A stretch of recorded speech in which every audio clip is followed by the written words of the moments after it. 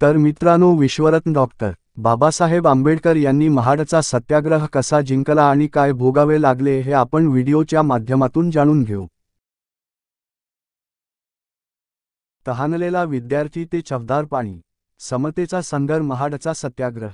बालपणी वर्गाच्या बाहेर बसणाऱ्या एका अस्पृश्य मुलाला प्यायला पाणीही मिळत नव्हतं. अस्पृश्यतेच्या कारणास्तव पाण्याविना अनेक वेळा त्यास व्याकुळ व्हावं लागलं. तेव्हा त्याच्या मनात रुजल की अगदी आपला पाणी घेण्याचा मानवी मूलभूत हक्कही नाकारला जातोय. याच्या मुळाशी आहे ती जात अस्पृश्यता. ती निवारण्यासाठी आपल्याला लढावं लागेल.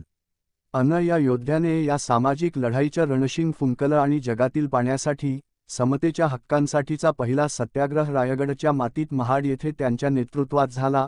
मूलभूत मानवी हक्कांसाठी तो संघर्ष करणारा, जग बदलणारा बापमाणूस म्हणजे विश्वरत्न बाबासाहेब आंबेडकर. डॉक्टर बाबासाहेब आंबेडकर यांचे वडील रामजी बाबा हे सैन्यातून सेवानिवृत्त झाल्यानंतर सातारा जिल्ह्यातील खटाव तालुक्यातील गोरेगाव येथे रोखपाल म्हणून कामाला लागले होते. त्या ठिकाणी दुष्काळाच्या काळात लोकांच्या हाताला रोजगार मिळावा व त्यांना सरकारकडून पैसा देता यावा म्हणून रोजगार हमीची मोठमोठी कामे काढण्यात आली होती. त्या माध्यमातून तलावाचे खोदकाम त्या ठिकाणी चालू होते. त्या कामावर रामजी बाबा सुभेदार हे रोखपाल म्हणून काम पाहत होते. तर त्यांचा परिवार साताऱ्यात होता. त्या काळात डॉक्टर बाबासाहेब आंबेडकरांचे वय साधारणतः 10 वर्षांचे होते. आईविना पोरके झालेले बाबासाहेब म्हणजे छोटा भिवा आपल्या भावंडांसह आत्याच्या देखरेखीसाठी साताऱ्यात वाढत होता. तेव्हा उन्हाळ्याच्या सुट्ट्यांच्या काळात रामजी बाबांनी तार पाठवली की मुलांना सुट्टीला काही दिवसांसाठी इकडे गोरेगावला पाठवा. सुट्टीला रामजी बाबांकडे गोरेगावला जायचे म्हणून छोटा भिवा, त्यांचा भाऊ व बहिणीचा मुलगा अशी ही छोटी मुलं गोरेगावला निघाली. तशी चिठ्ठी, गाडीची वेळ व गोरेगावला पोहोचण्याची अंदाजे वेळ त्यांनी रामजी बाबांना पत्र पाठवून कळविली व तेथे मसूर स्टेशनला घ्यायला येण्याचा बंदोबस्त करावा असे सांगितले.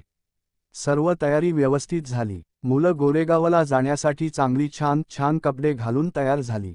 पिशव्या घेऊन ती सातारा स्टेशनवर पोहोचली आणि तिथून गोरेगावजवळचे स्टेशन असणाऱ्या मसूर स्टेशनला जाणाऱ्या रेल्वेने निघाली. दिवस मावळतीला चालला होता तेव्हा ते मसूर स्थानकावर पोहोचले. तेथे उतरल्यानंतर सर्व प्रवासी आपापल्या मार्गाने निघून गेले. त्या स्थानकावर भिवा आणि त्यांची भावंड एवढेच उरले होते. ते वाट पाहत होते की वडिलांनी कोणाला तरी आपल्याला घ्यायला पाठवले असेल.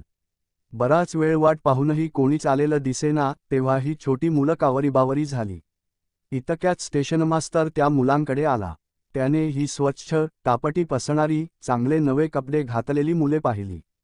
त्यामुळे त्याला वाटले नक्कीच ही चांगल्या सवर्ण घरातील असणार आहेत. तो त्यांच्याजवळ आला व काळजीने त्यांची विचारपूस केली. भिवाने त्याला सांगितले की आम्हाला गोरेगावला जायचे आहे, तेथे आमचे वडील आहेत. स्टेशन मास्तर म्हणाला, मी काहीतरी व्यवस्था तुम्हाला करून देतो, काळजी करू नका. पण जाता जाता त्याने पुन्हा मागे वळून विचारले, तुम्ही कोण आहात? त्यावर हजरजबाबी छोट्या भिवाने कोणताही विचार न करता पटकन उत्तर दिले, महार. हे उत्तर ऐकल्या ऐकल्या स्टेशन मास्तराचा चेहरा उतरला. त्याची बोलण्याची पद्धत बदलली. तुसडेपणाने तो या मुलांकडे पाहू लागला आणि दूर होत आपल्या केबिनकडे निघून गेला. भिवा आणि त्यांची भावंड आता जास्तच काळजीत पडली होती. दिवस मावळत चाललेला, घ्यायला कोणीच आलेलं नव्हतं. आता अंधार पडल्यावर पुढं काय करायचं, ही चिंता त्यांच्या चेहऱ्यावर दिसू लागली. बराच वेळ गेल्यानंतर तो स्टेशन मास्तर पुन्हा या मुलांकडे आला. लांब उभा राहिला. काय रे, आलं का कोणी तुम्हाला न्यायला?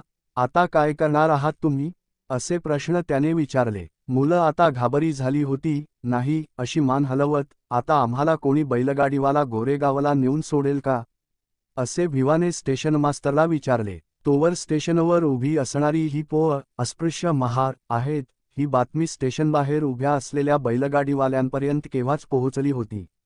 तुम्ही त्यांच्या बैलगाडीत बसले तर बैलगाडी बाटेल, म्हणून कोणताही बैलगाडीवाला तुम्हाला न्यायला तयार होणार नाही, असे स्टेशन मास्तर बोलला. त्यानंतर भिवा म्हणाला, आम्ही गाडीभाड्यापेक्षा दुप्पट पैसे देऊ. त्यावर बघू कोण तयार होतंय का, असे बोलून स्टेशन मास्तर निघून गेला. नंतर थोड्या वेळाने स्टेशन मास्तर आला व दुप्पट भाडे आणि बैलगाडी तुमची तुम्हीच हाकायची, तुमचा स्पर्श होऊ नये म्हणून गाडीवान गाडीच्या मागे चालेल, अशा अटी घालून एक बैलगाडीवाला तुम्हाला न्यायला तयार आहे, असे त्यांनी सांगितले. कोणीतरी बैलगाडीवाला शेवटी आपल्याला न्यायला तयार झाला, या गोष्टीचा आधार वाटला आणि ही भावंड आनंदाने बैलगाडीत जाऊन बसली. बैलगाडीचा कासरा मुलांच्या हातात देऊन गाडीवान मागून चालायला लागला. या छोट्या मुलांना बैलगाडी चालवण्याचा कोणताच अनुभव नव्हता, परंतु अस्पृश्यतेने आज अचानक गाडीचा कासरा त्यांच्या हातात दिला होता.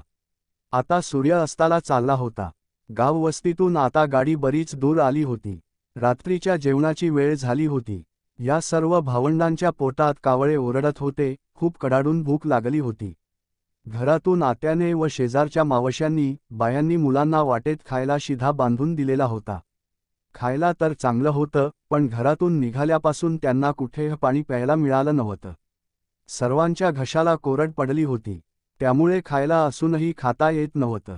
गाडीवानाने गाडी एका ओढ्याजवळ थांबवली आणि ठरलेल्या पैशातील काही पैसे मुलांकडून मागून घेऊन तो जवळच्या गावात जेवणासाठी गेला. मुलं ओढ्याजवळ त्या अंधारात पाणी मिळते का ते पाहत होती, पण त्या ठिकाणी गावातील गाई, म्हशी फिरून गेलेल्या होत्या आणि सगळीकडे शेणाचा दुर्गंध पसरलेला होता. उन्हाळ्याचे दिवस सुरू असल्याने ओढा पूर्ण आटलेला होता.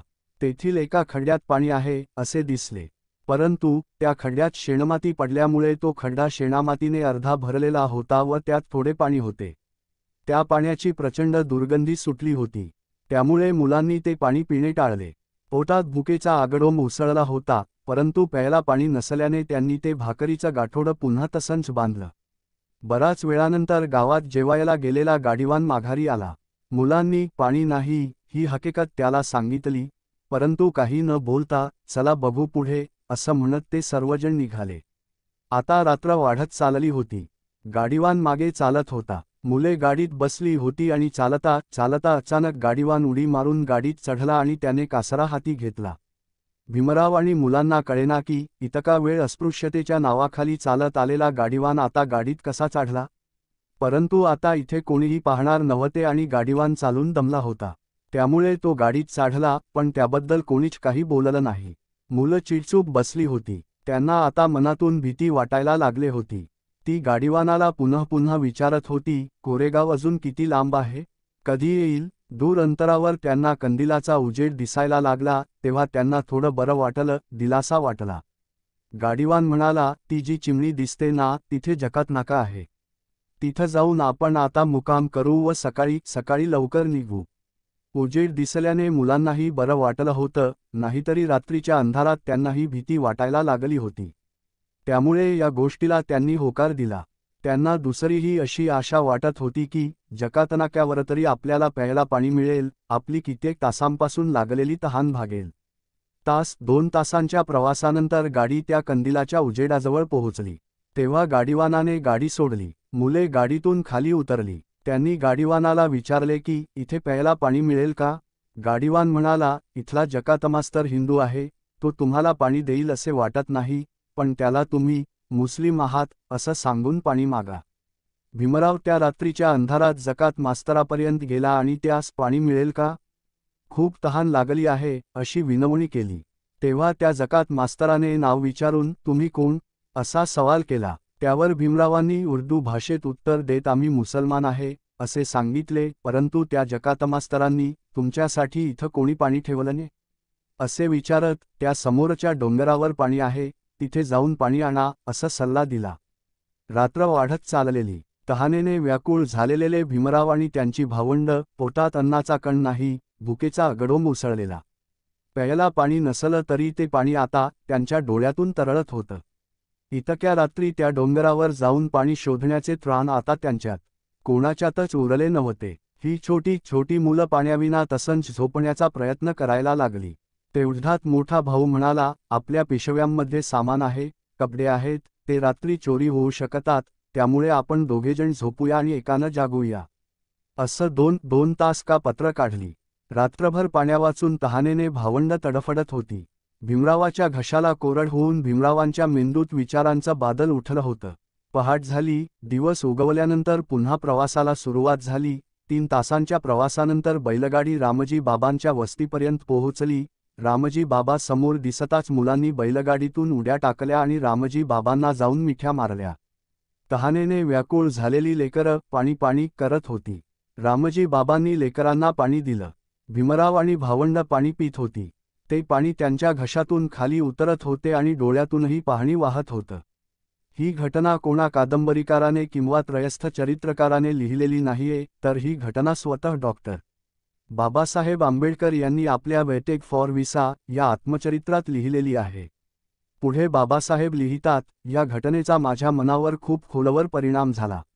या घटनेच्या आधी शिवाशिव, भेदभाव, अपमान हे माझ्या वाट्याला आलं नव्हतं. असं नाही तर अगदी शाळेतसुद्धा इतर विद्यार्थ्यांपासून मला वेगळे बसवलं जायचं.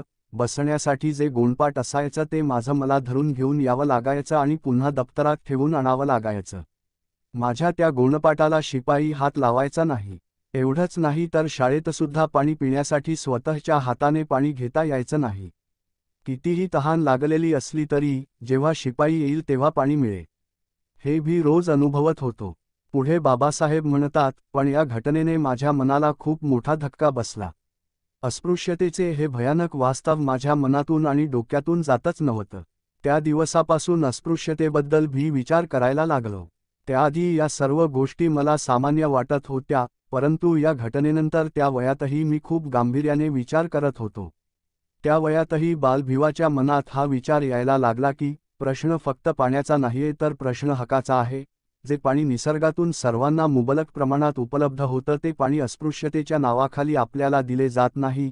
हा विचार भीमरावाच्या मनात यायला लागला आणि याचीच परिणिती पुढे 20 मार्च 1927 या दिवशी जगाच्या इतिहासातील पाण्यासाठी झालेला पहिला सत्याग्रह म्हणजे महाडचा चवदार तळ्याचा सत्याग्रह यात झालेली दिसते.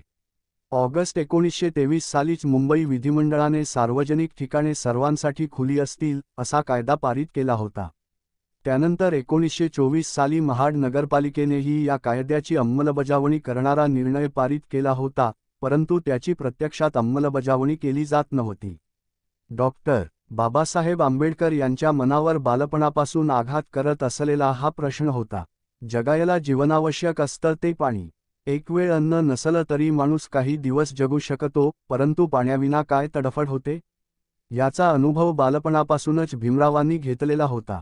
आपल्याला पाण्यासाठी संघर्ष करावा लागेल, कारण पाणी न देऊन आपला समतेचा हाफ डावलला जातोय, हे त्यांच्या मनात रुजलेलं होतं. म्हणून या सामाजिक लढ्याची सुरुवात जीवनावश्यक असणाऱ्या व निसर्गाने उपलब्ध करून दिलेल्या पाण्यापासून करायची, हे डॉक्टर बाबासाहेब आंबेडकरांनी ठरवलं आणि त्यांनी सामाजिक लढाईचं रणशिंग फुंकलं. महाडचे चवदार तळे अस्पृश्यांसाठी खुले व्हावे, ही डॉक्टर बाबासाहेब आंबेडकरांच्या पहिल्या मोठ्या सामाजिक आंदोलनाची घोषणा होती. डॉक्टर बाबासाहेब आंबेडकरांचे मूळ गाव आंबवे हे कोकणातीलच व याच कोकणच्या भूमीमध्ये बाबासाहेबांनी सामाजिक क्रांतीचं रणशिंग फुंकले. छत्रपती शिवाजी महाराजांनी निर्मिलेल्या स्वराज्याची राजधानी ही कोकणातील रायगडच आणि त्याच रायगड जिल्ह्यात असणाऱ्या महाड येथील चवदार तळ्यापासून नव्या सामाजिक क्रांतीच्या लढाईला खऱ्या अर्थाने सुरुवात झाली. बाबासाहेबांनी ही लढाई उभी करत असताना महाड येथील अनेक समविचारी पुरोगामी सामाजिक कार्यकर्त्यांनाही सोबत घेतले. त्यामध्ये महाड नगरपालिकेचे अनंत विनायक चित्रे, सुरेंद्रनाथ टिपणीस, गंगाधर नीलकंठ सहस्रबुद्धे आदी लोक होते. महाड येथे जाहीर सभा आयोजित करायची व त्यानंतर समूहाने चवदार तळ्यावर जाऊन प्रत्यक्ष पाणी प्राशन करायचे, असा कार्यक्रम ठरलेला होता. बाबासाहेबांच्या आवाहनानंतर हजारो अस्पृश्य बांधव या सत्याग्रहासाठी महाडला निघाले. विशेष गोष्ट या ठिकाणी सांगावीशी वाटते की या सत्याग्रहास येणाऱ्या मंडळींना आवर्जून विनंती करण्यात आली होती की प्रत्येकाने येताना आपल्याबरोबर ताट, तांब्या, कांबळी व 3 दिवस पुरेल इतकी भोजनाची सामग्री आपापली घेऊन यावी. सत्याग्रह कमिटी भोजनाची व्यवस्था करणारच होती, परंतु तरीही प्रत्येकाने आपापली तयारी ठेवावी. तसेच ज्यांना मुंबईवरून बाबासाहेबांसह आगगाडीने यायचे असेल त्यांनी आपल्या तिकिटाचे 5 रुपये बहिष्कृत हितकारणी सभेच्या कार्यालयात जमा करावेत. या सत्याग्रहामध्ये सहभागी होणाऱ्या प्रत्येकाच्या छातीवर बहिष्कृत हितकारणी सभेच्या नावाचे पदक लावलेले असावे, म्हणजे बिल्ला लावलेला असावा. तो बिल्ला ज्यांना हवा आहे त्यांनी त्या बिल्ल्याचे प्रत्येकी 2 रुपये जमा करावेत, असे आवाहन करणारे पत्रक सत्याग्रह कमिटीचे सेक्रेटरी सीताराम नामदेव शिवतरकर यांनी काढले होते. या पत्रकामधून एक गोष्ट लक्षात येते, ती म्हणजे महाडचा सत्याग्रह, त्यामध्ये सहभागी झालेले हजारो अस्पृश्य बंधू आणि भगिनी हे किती उत्स्फूर्तपणे या सत्याग्रहामध्ये सहभागी झालेले होते. डॉक्टर बाबासाहेब आंबेडकर हा महान नेता त्यांना लाभला होता आणि त्यासाठी स्वखर्चातून ते या लढाईमध्ये सहभागी होत होते. आज एखाद्या विजयी सभेलाही लोक पैसे देऊन आणावे लागतात, परंतु बाबासाहेब आंबेडकर हे समतेची लढाई उभी करत होते. ही स्वातंत्र्याची लढाई होती, हक्काची लढाई होती. या हक्काच्या लढाईला येतानाही लोक स्वखर्च करून यायला आणि आपलं स्वतःचं जेवण स्वतः घेऊन यायला तयार होते. तसे 5,000हून अधिक लोक या सत्याग्रहासाठी महाडच्या भूमीवर दाखल झाले होते. महाडच्या या सत्याग्रहासाठी कोणीच जागा द्यायला तयार नव्हते. ज्यांचा या सत्याग्रहाला विरोध होता अशा सनातन्यांनी आंबेडकरांच्या या सत्याग्रहाला कोणी जागा देऊ नये याची नीट व्यवस्था केलेली होती, परंतु फतेहखान या मुस्लिम बांधवाने आपली जागा या सत्याग्रहासाठी उपलब्ध करून दिली. नगराध्यक्ष सुरेंद्रनाथ टिपणीस हे या सत्याग्रहाच्या कुलाबा बहिष्कृत परिषदेचे निमंत्रक होते. महाडच्या या सत्याग्रहासाठी आलेल्या हजारो लोकांना पिण्यासाठी पाणी कुठून मिळणार, हा प्रश्न होता. तेव्हा या हजारो लोकांना पिण्यासाठी एका उच्चजातीय व्यक्तीकडूनच 40 रुपयाला पाणी विकत घेण्यात आले होते. ही गोष्ट विशेष आहे. जसे बैलगाडीवाला गाडीवान अस्पृश्यांना स्पर्श होईल, विटाळ होईल म्हणून गाडीत घेत नाही, परंतु दुप्पट गाडीभाडे दिल्यानंतर मात्र गाडीत बसवतो.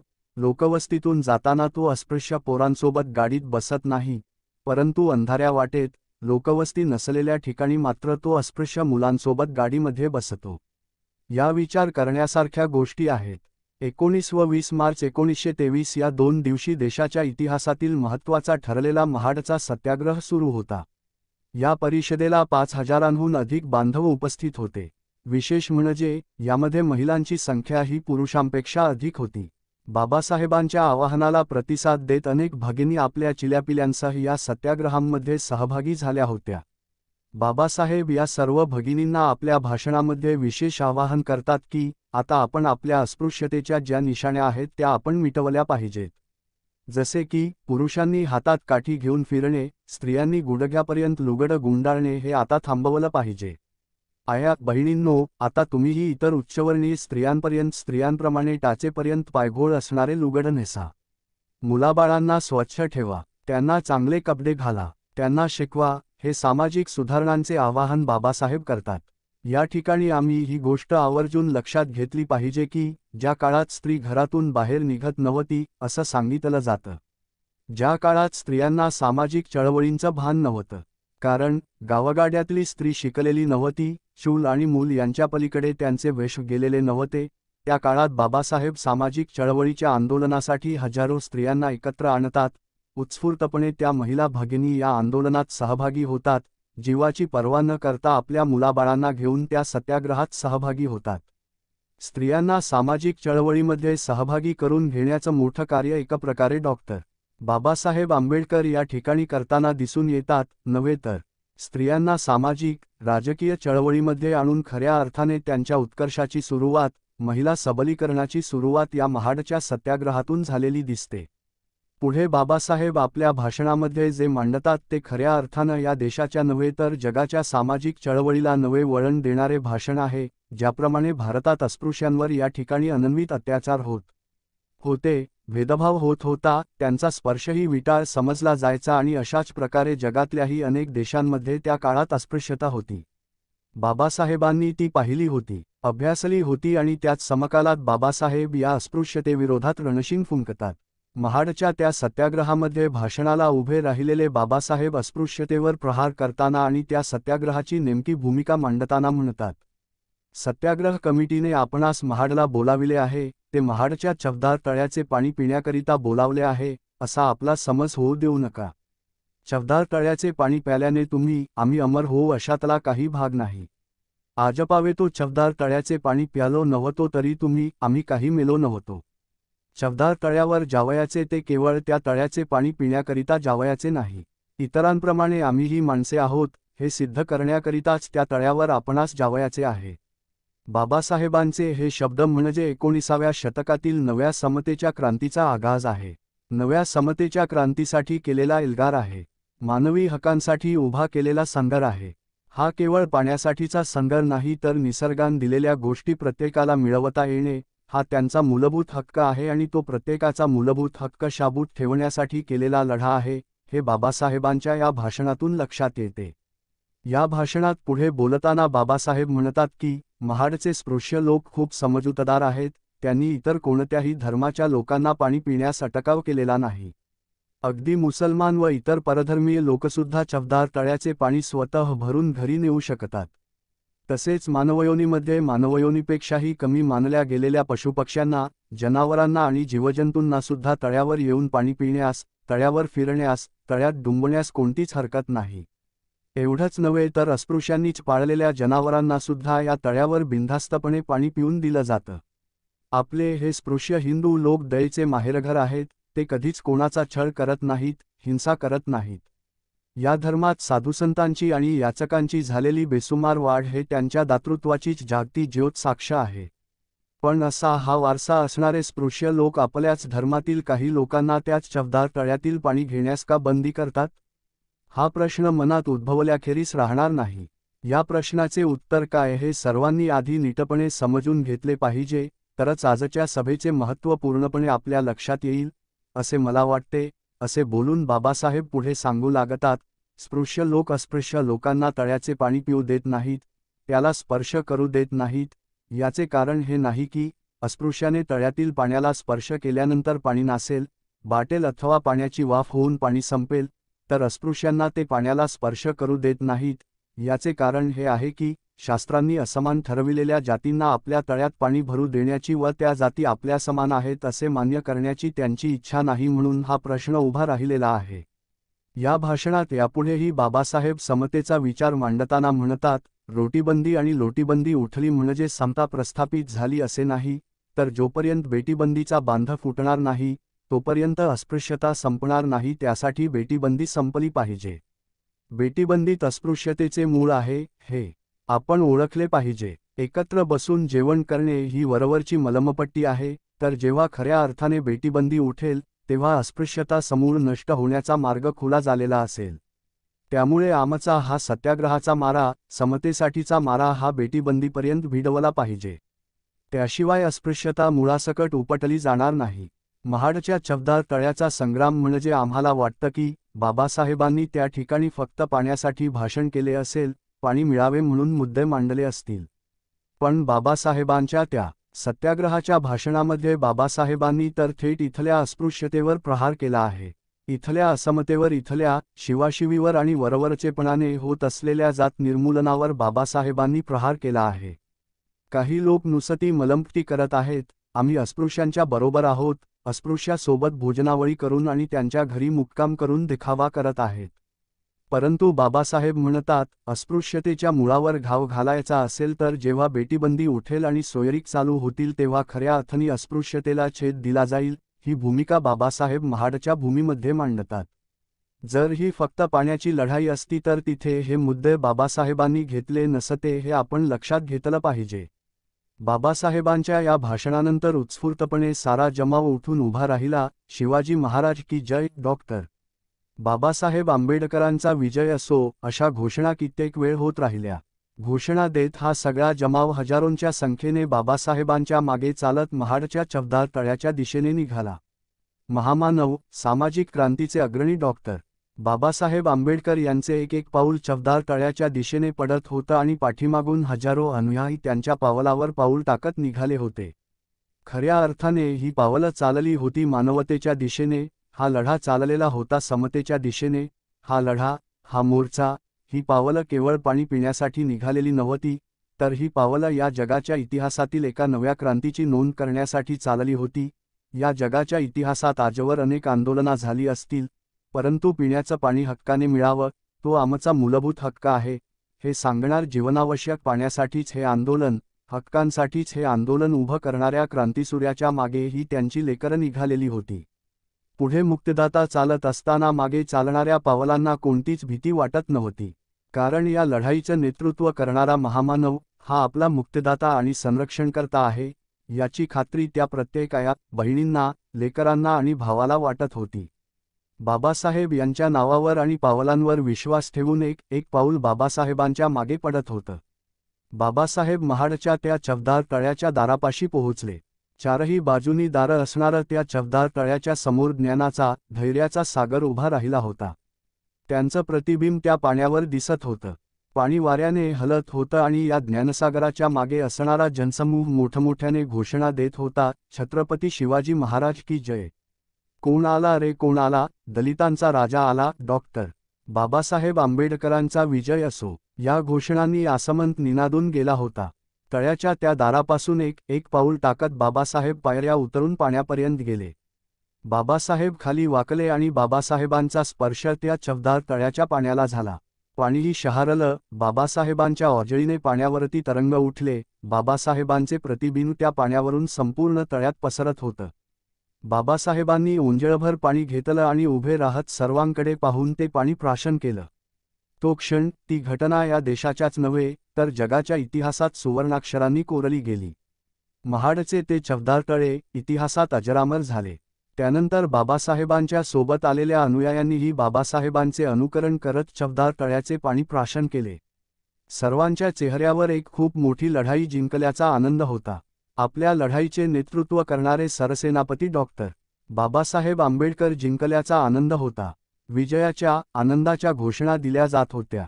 छत्रपती शिवाजी महाराजांच्या नावाचा जयजयकार केला जात होता. चवदार तळ्याचे पाणी प्राशन करून सत्याग्रह पूर्ण झाला होता. बाबासाहेब आपल्या अनुयायांना घेऊन पुन्हा परिषदेच्या मंडपाकडे निघाले. तेथे जाऊन बाबासाहेबांनी सर्वांना शांततेचे आवाहन केले. तसेच या ठिकाणी कोणीही कोणतीही हिंसा करायची नाही, हा आदेश बाबासाहेबांनी दिला आणि तो प्रत्येकाने पाळावा, असेही सांगितले व बाबासाहेब त्यांच्यासाठी असलेल्या निवासस्थानी गेले. एकीकडे या समतेच्या पाखरांचा पाण्याच्या हक्कासाठी संघर्ष सुरू होता, खुल्या तळ्याचे पाणी आपल्या चोचीत घेत होते. तर दुसरीकडे या विरोधात षड्यंत्र रचली जात होती. हा सत्याग्रह कसा मोडून काढायचा यासाठी अनेक सनातनी लोक महाडच्या आसपासच्या गावखेड्यातल्या लोकांना भडकवत होते. बाबासाहेब व अनुयायी पाणी प्राशन करून आता विश्वेश्वराचा मंदिरात जाऊन मंदिर आणि देव बाटवणार आहेत अशी अफवा मंदिराच्या पुजाराने उठवली. हा म्हणता ही अफवा सगळीकडे पसरली. हातात लाठ्याकाठ्या घेऊन अनेक स्पृश्य तरुण नागरिक सत्याग्रहासाठी जमलेल्या अस्पृश्य बांधवांवर चालून गेले. दिसेल तिथे मारहाण करायला सुरुवात झाली. अनेक अस्पृश्य बांधवांची डोकी फुटली. आया बहिणींना लाठ्या काठीने मारहाण करण्यात आली. स्थानिक पुढारी चित्रे सहस्वबुढे यांनी ठिकठिकाणी मध्यस्थी करून अनेकांना थांबवण्याचे प्रयत्न केले. तस पाहायला गेलं तर या घटनेमध्ये महाडच्या या स्पृश्य जमावापेक्षा सत्याग्रहामाही जमलेले बाबासाहेबांचे अनुयायी संख्येने अधिक होते. त्यांनी ठरवलं असं तर हातात असणाऱ्या काठ्यांनी ते प्रतिकार करू शकले असते किंवा सर्वांना मारूही शकले असते, परंतु बाबासाहेबांनी सत्याग्रहाला आलेल्या सर्वांना आदेश दिला होता, शब्द दिला होता की आपल्याला या ठिकाणी कोणतीही हिंसा करायची नाही. त्यामुळे एकानेही उलट हिंसा केली नाही. हा हल्ला, अत्याचार चालू असताना डॉक्टर बाबासाहेब आंबेडकरांपर्यंत वार्ता गेली. बाबासाहेब तडक उभा राहिले, निघाले. बाबासाहेबांना अनेक लोक अडवण्याचा प्रयत्न करत होते. बाबासाहेब तुम्ही स्वतः जाऊ नका, तुम्हालाही मारण्यासाठी कट केलेला असू शकतो, असे सांगत होते. पण बाबासाहेब थांबले नाहीत. माझ्या अनुयायांवर हल्ला होत असताना मी इथे कसा थांबू? हा प्रश्न त्यांना पडला असेल. बाबासाहेब निर्भीडपणे झपाझप पावले टाकत परिषदेच्या ठिकाणापर्यंत आले. बाबासाहेब येत आहेत हे पाहून सर्व अनुयायांमध्ये पुन्हा नवचैतन्य निर्माण झाले. आता बाबासाहेब काय आदेश देतात याची अनेक जण चाटच पाहत होते. बाबासाहेब त्या ठिकाणी आले. मारेकरीसुद्धा तिथून जवळच होते. परंतु आपल्या अनुयायांच्या समोर बाबासाहेब पहाडाप्रमाणे उभे राहिले आणि आता कोणाला हल्ला करायला यायचे असेल तर आधी माझ्याशी बोलावं लागेल, माझ्यावर हल्ला करावा लागेल, या निश्चयाने हा महामेरू तिथे उभा राहिला. बाबासाहेबांनी जर हिंसेचे प्रत्युत्तर हिंसेने द्यायचे ठरवले असते तर महाडात आलेल्या अंगापिंडाने बलदंड असलेल्या या 5000हून अधिक अनुयायांनी जशास तसे उत्तर किंवा त्यापेक्षाही जोरदार उत्तर दिले असते. परंतु अहिंसा नायक डॉक्टर बाबासाहेब आंबेडकरांना या ठिकाणी रक्ताचा थेंबही सांडू द्यायचा नव्हता. त्यांना ही क्रांतीची नवी परिभाषा लिहायची होती आणि त्यांनी ती लिहिली. आम्हाला इतिहासात जेव्हा अहिंसेच्या गोष्टी शिकवल्या जातात तेव्हा ही गोष्ट आवर्जून सांगितली पाहिजे की डॉक्टर बाबासाहेब आंबेडकर यांनी जगाच्या पाठीवरची सर्वात मोठी मानवमुक्तीची क्रांती केली. पाण्यासाठी सत्याग्रह केला. पण जगातील या सर्वात मोठ्या मानवमुक्तीच्या क्रांतीमध्ये त्यांनी कुठेच हिंसेचे समर्थन केले नाही. कुठेच कोणाच्या हातात लाठ्याकाठ्या, तलवारी देऊन लढा, मारामाऱ्या करा असं सांगितलं नाही. तर त्यांनी ही जगातली सर्वात मोठी मानवमुक्तीची लढाई अहिंसेच्या मागणी जिंकली. म्हणून या जगातले अहिंसा नायक म्हणून डॉक्टर बाबासाहेब आंबेडकर यांच्याकडे आपल्याला पाहता आलं पाहिजे. ते बाबासाहेब आंबेडकर सर्वांना समजले पाहिजेत. अरे बालपणी पाण्यासाठी तळमळणारा जीव, पाणी मागत उभं राहावं लागणारा विद्यार्थी, ते पाण्याच्या हक्कासाठी, समतेच्या हक्कासाठी जगातील सर्वात मोठा सत्याग्रह करणारा आणि जग बदलणारा बापमाणूस म्हणजे विश्वरत्न डॉक्टर बाबासाहेब आंबेडकर आहेत. हे प्रेरणादायी बाबासाहेब आंबेडकर या नव्या पिढीला समजले पाहिजेत.